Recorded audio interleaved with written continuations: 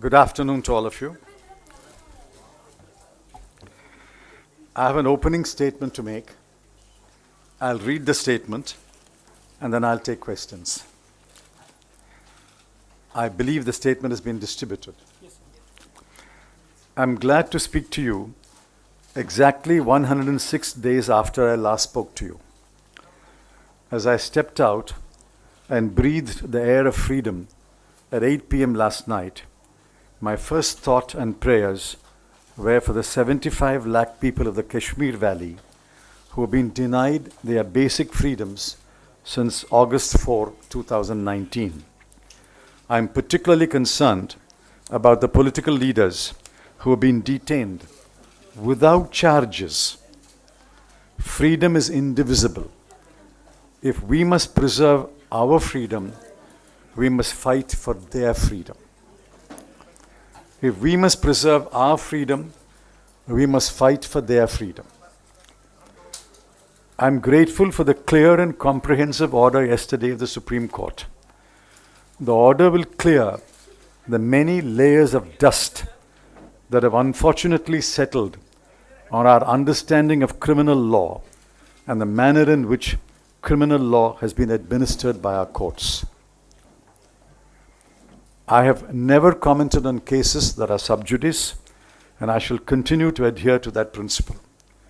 To many of your possible questions on the case, the answers can be found in the lucid order of the Supreme Court pronounced yesterday.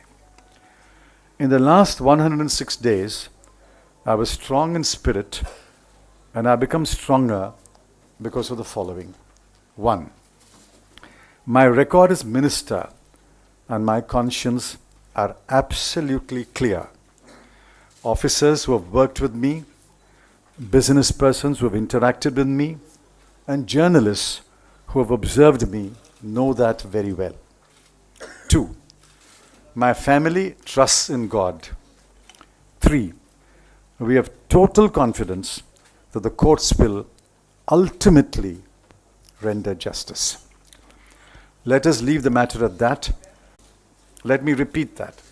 The government is wrong. It is wrong because it's clueless.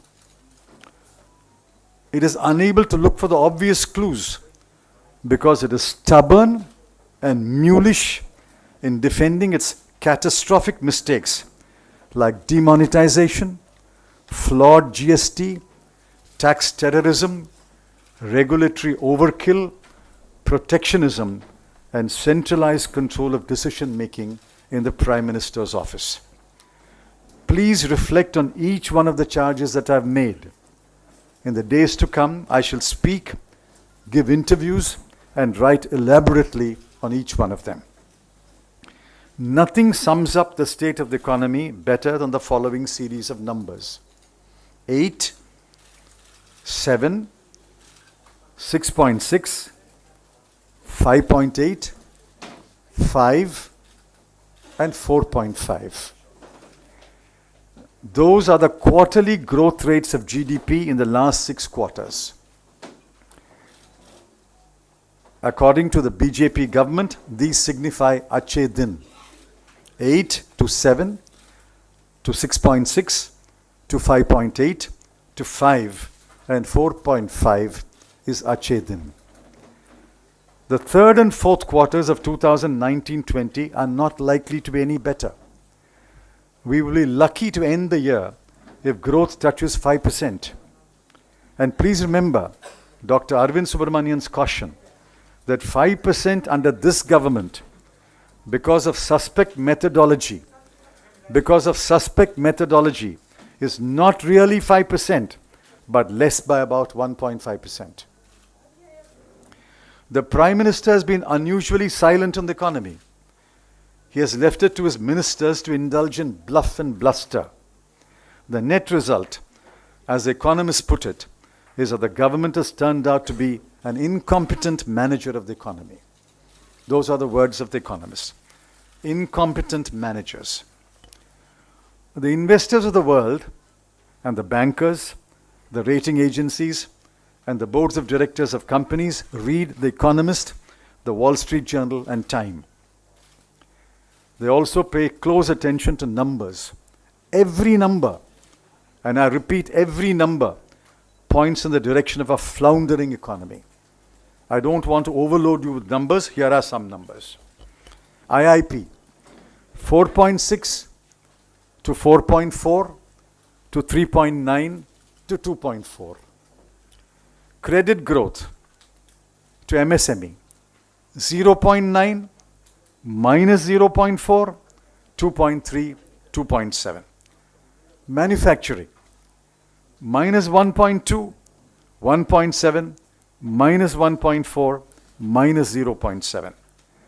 Core sector, 4.8, 4.3, 4.4, 0.2.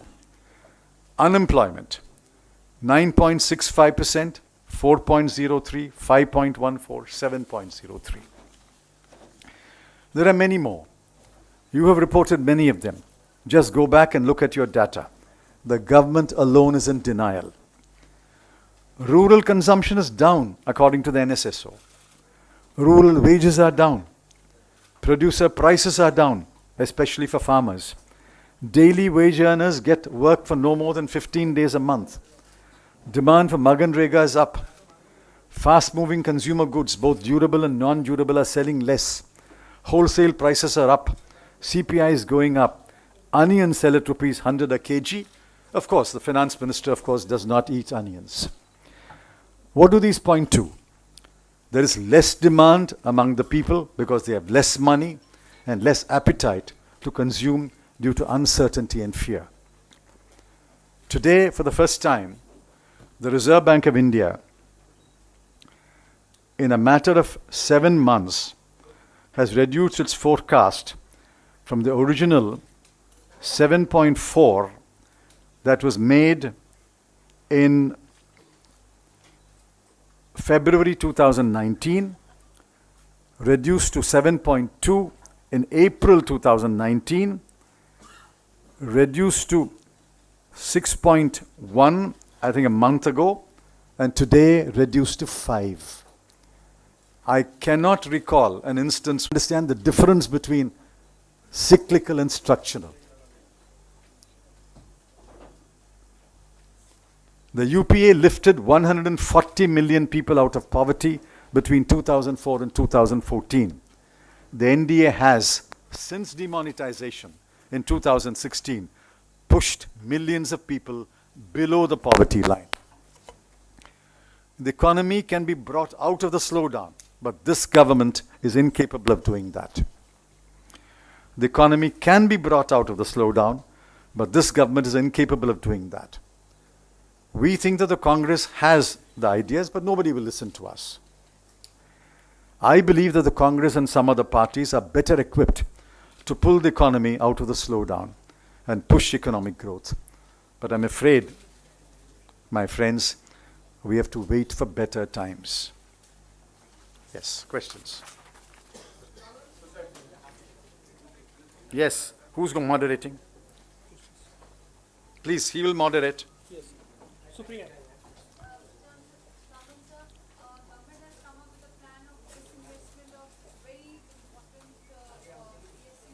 Please keep quiet here. There's 5 or 6 of you, please. Yes.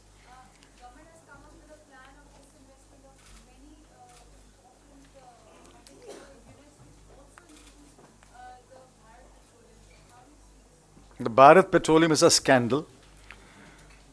Mr. Jairam Ramesh has already pointed it out some months ago.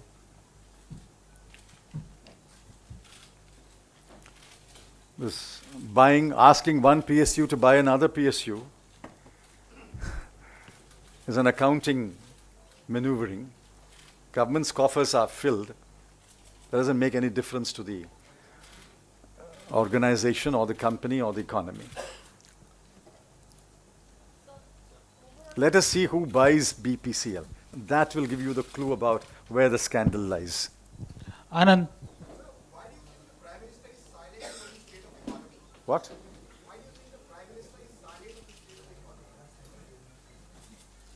This question should be put to the Prime Minister, but you will not get an answer there either.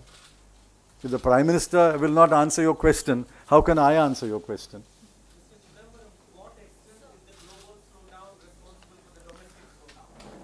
global slowdown is responsible to the extent that it affects our exports. But exports are only one of the 4 drivers of the economy. The other 3 are entirely the responsibility of the Indian government. Sanjeev ji. Sir, just to draw your attention towards the onion crisis. You've been sarcastic about the finance minister's I was not sarcastic. I was quoting her. on the reply on the but prices have been around 100 rupees for the last more than 1 month. Do you think it's a mismanagement on the part of the government? Of course. Of course. They should have planned in advance. What's the point of importing now? When will they arrive? But if the finance minister says, I don't eat onions, that shows the mindset of this government. Siddharth. You onion eating people. I don't eat onions. Siddharth. Sir, don't you think that government is not ready to accept that there is a economic slowdown in our country? If we go to the statements of finance minister and other ministers that people are seeing film which doesn't reflect that economy has slowed down. So how do you think this? What's your take on I've said it. I don't think they understand even the difference between cyclical and structural. First, they must have people in the government who understand the difference between cyclical and structural. They had a few people, they banished them. Dr. Raghuram Raban was banished, Rajan. Dr. Arvind Subramaniam was banished. Dr. Arvind Panagriya was banished. Dr. Urjit Patel was banished. People who understood these things were banished by this government. So there is Samia. BJP MP in the Lok Sabha who recently made a statement saying that GDP only gave in to deal in 1934 and is going to soon turn redundant. It is no holy grail to go by. What do you make of the statement? I've already answered it. GDP is irrelevant. Protectionism is good. Personal income tax must be cut. Customs duty must be increased. This is the way to make India strong. This is BJP's ideas of reforms. If these are the BJP's ideas of reforms, God save this country. Aditi. Please. You have to go by the moderator, please. Yesterday, Union Cabinet passed the Citizenship Amendment Bill, and the bill is expected in Parliament next week. What is the Congress Party's stand on the bill? I was told, you can verify this from the party leaders, I was told that the Congress party will oppose the bill. Asim. Please listen to the moderator.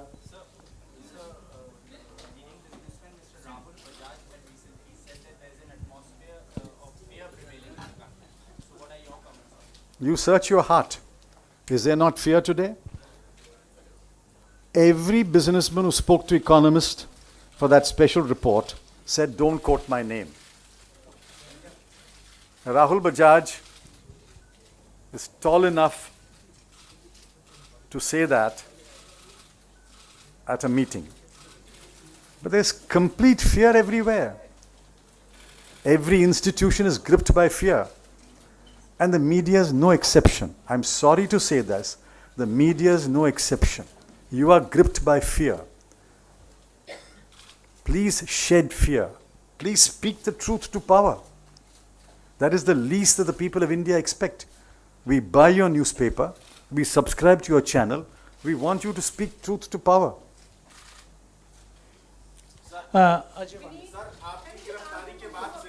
Please go by the moderator, please.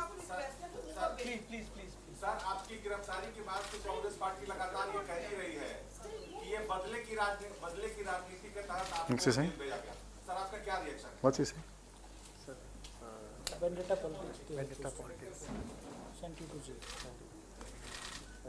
My favorite poet, Saint Thiruvalluvar, said 2,300 years ago, Inna Seidarkum Iniyave Seyyakal Yenna Payathodo Salbu. He also said, Inna Seidare Uruthal Avarnana Nannayam Seidavida. Those who do wrong or evil to you, do good to them. We will not practice vendetta politics. I can only speak for myself. We will not practice vendetta politics. Who practices vendetta politics is for you to decide. Palvi. Palvi. I'm a better man. To preserve our freedom, we must fight for their freedom. I intend to visit Jammu and Kashmir if the government will allow me to visit Jammu and Kashmir. Chidambaram, what is your response to when the BJP Please listen to the moderator. Yes, yes. government constantly says that we have been following what the UPA couldn't do in their legacy? Half the time they keep saying it's a tainted legacy, whether it's the PSUs or they put out the 2G scam. What is your response? Why do they want to follow our legacy? They are wiser people. They are more intelligent. They've got a bigger mandate. Why do they want to follow our legacy? Is it because they can't create their own legacy? The legacy is what they will leave behind. And what they are leaving behind is an economy in ruins. Yes, please. The way the Kashmir has been handled as a former Home Minister, do you think there is a de-scheme for? Yes, but not for today. That's for another day. Yes. So few days back, Yes, sir. Yashwant Sinha quoted, there is a death of demand in Indian economy. Do you think it's a signal of collapsing economy? I've said the same thing. There is no demand today. People don't want to buy because they have less money and they're less confidence about the future. It's a well-established behavioral fact that when you have less money and you are less confident about the future, you buy less, you spend less. Meenakshi. Meenakshi. Listen to him, please. Just.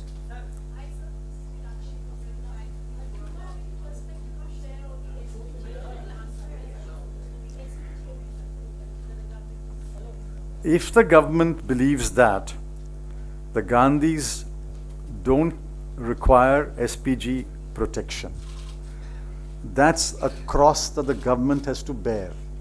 Let me make that very clear. If the government believes that the Gandhis do not require or deserve SPG protection, that is a cross the government has to bear. But the Gandhis have been extremely graceful and said, fine, if that's your decision, so be it. Anurag. Sir MOS finance ने कल ही कहा कि जिस जिस sector में जो कदम जरूरी है वो हमने उठा लिए हैं और 2025 का जो 5 ट्रिलियन इकोनॉमी का दावा है वो हम अभी भी कर रहे हैं, उसको हम हासिल करेंगे. There is a definitional problem. Is it 5 trillion in nominal terms or is it 5 trillion in the exchange rate terms? So leave that definitional problem out. Yes, Supreme. Day before yesterday, Dr. C. Rangarajan, former governor, Reserve Bank, former chairman, Economic Advisory Council, has said it will take us 8 years at the current rate of growth to achieve 5 trillion. So let the MOS Finance, please invite Dr. Rangarajan, please give them your channel or paper, let them debate it. Let the MOS Finance debate Dr. Rangarajan. Supreme. Government, sir, apart from being the home finance, you have been also the home minister. We have across the country, there are gruesome breaks due to reported atrocities against women having been like anything. Even the sitting union ministers are saying that they are feeling scared as mothers for their daughters. What to make of the situation of the law and order today? Unprecedented situation has happened in Hyderabad.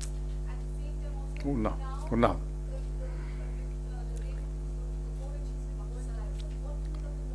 I'm shocked. I'm ashamed. Yesterday, in one newspaper, I found 6 incidents of rape and lynching. In one paper on one day, 6 incidents of rape and lynching. Shameful. Shameful that a section of our people think that they can get away with these acts of impunity. It's a complete breakdown of law and order in many parts of India. What is the police doing? Where is the fear of law? Sanjay ji. Shameful. Government is silent. On the one side, the economy is going down. The other side is that the prices are also going up, especially the consumer prices are going up.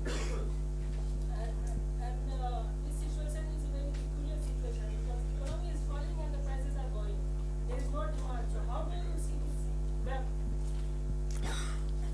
It's not so confusing as you think. It can happen. Economic growth can slow down, demand can slow down. Simultaneously, prices can go up because of one, fall in production as a result of fall in investment, hoarding, illegitimate activities. It can happen. So it's not so confusing. Apparently it is contradictory, but it's not so contradictory. The government, if it's a competent manager, will be able to handle it, will be able to manage it. I'm not saying there has to be an overnight miracle, but you must know how to deal with each one and bring the situation under control. Yes, please. How do you see the PCC role in your case? I don't comment on my case.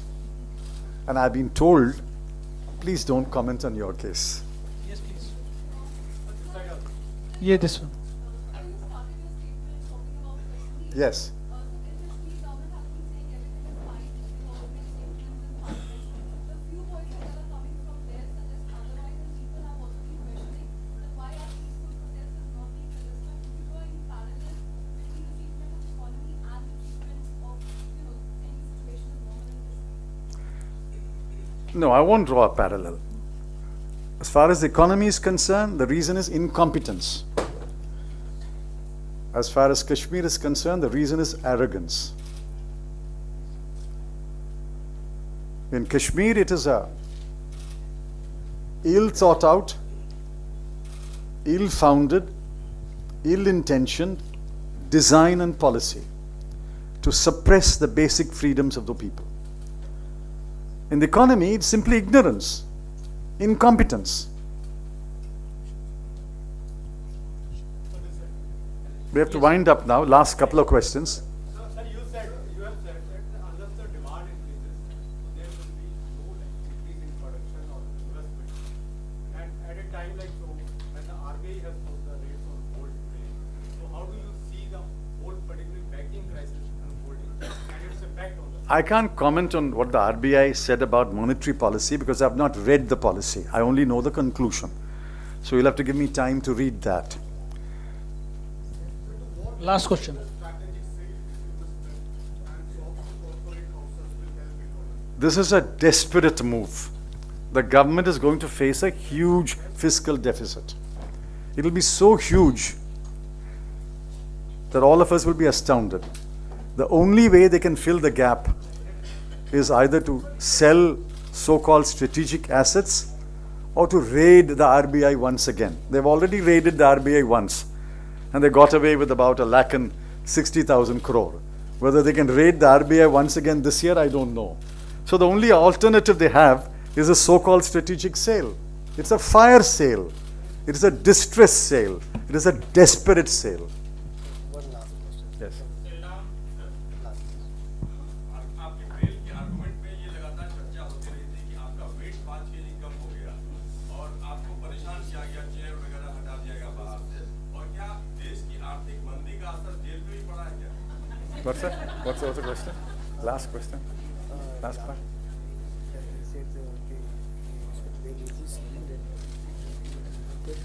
Last part. Last part. Oh.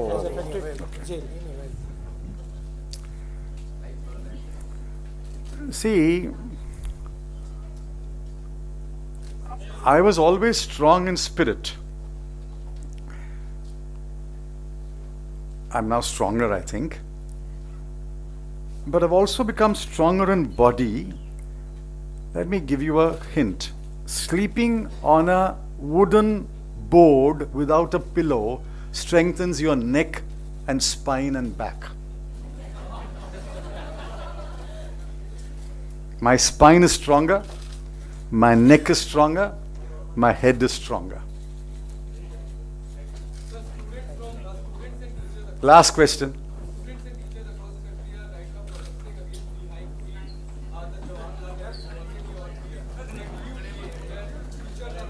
The students are absolutely right. Please listen here. The students are absolutely right.